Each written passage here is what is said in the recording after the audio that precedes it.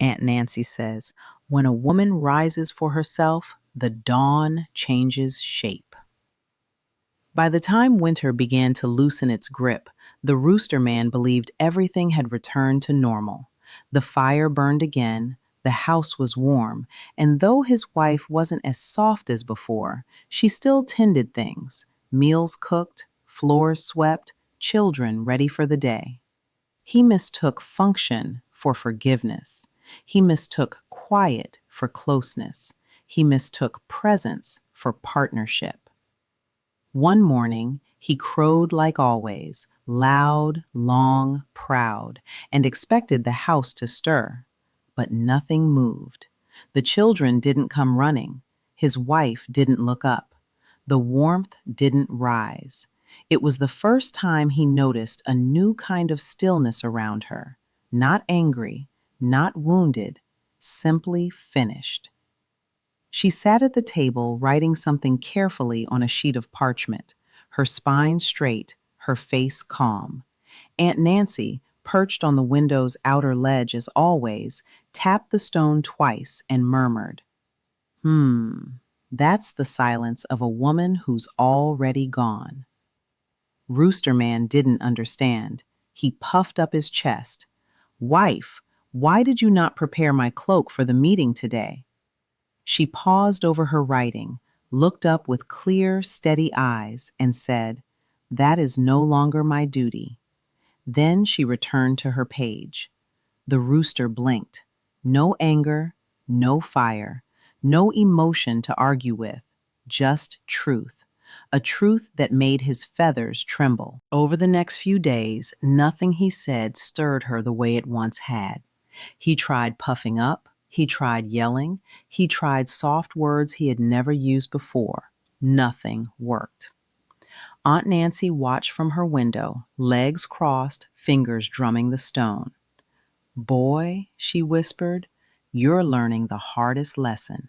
A woman doesn't leave the day she walks out the door. She leaves the day her soul stops waiting. The fire inside the house changed too. It burned, but not for him. It warmed the children. It warmed her hands as she worked. But whenever the Rooster Man came near, it dimmed just slightly, as if refusing to give him comfort. He noticed. He felt it. And for the first time in his life, he did not know how to make the world respond to him. One night, he tried to sit beside her. She rose before he could settle. He reached for her hand. She pulled it back gently, without hesitation, without apology. Why are you treating me this way? He demanded. She answered, I am not treating you any way. I have simply withdrawn what you misused. That night the fire burned low again, but she did not rise to feed it, and neither did he. The chill crept into the corners of the home, and that was when she stood. I will not live in a house that drains me, she said softly. I will live where I am honored. With that, she packed only what belonged to her spirit, her journal, her shawl, a few heirlooms, not a single item more. The next morning, the Rooster Man crowed instinctively, but midway through, his own voice shocked him. There was no audience, no warmth, no woman stirring the pot, no footsteps, no gentle presence. Aunt Nancy leaned in through the window, smirk sharp as a blade. You finally hear it, The echo of your own noise with nothing soft to cushion it? Rooster Man ran through the house, calling her name, but the rooms were still. Only the faintest warmth remained, like a hearth that had burned all night and was finally exhausted. She hadn't slammed a door. She hadn't cursed him. She hadn't shouted. She simply left. Because she had tried and taught and tended and endured until endurance became self-betrayal. For the first time in his life, the Rooster Man sat on the floor with his head in his hands. The fire pit ahead of him held only ash. Aunt Nancy clicked her tongue. Remember this, child. A woman's absence is louder than all your crowing. If you wanted her to stay, you should have moved when she warned you, not after she walked away. Rooster Man whispered, "Will she return?" Aunt Nancy tapped the stone once. "She might look back one day, but only to see how far she's flown." Then she rose, her spider companion weaving fresh silk behind her. "The dawn chose a new horizon, little rooster. Try not to miss it next time." And with that, she vanished into the winter wind. The house remained quiet, but somewhere far down the road, a woman walked in morning sunlight, finally warm. Now Aunt Nancy says every year ends the same way, with truth showing its face.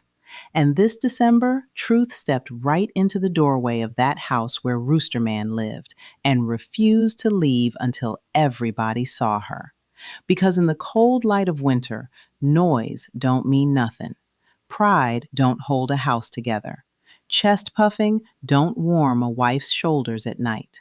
What matters is who tends the fire. This month, you watched him learn 5 hard truths. First, that warmth is not owed to him. It lives where respect lives and dies where arrogance sleeps.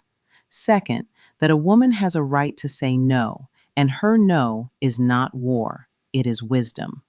Third, that apology without change is just another lie men tell to themselves before dawn.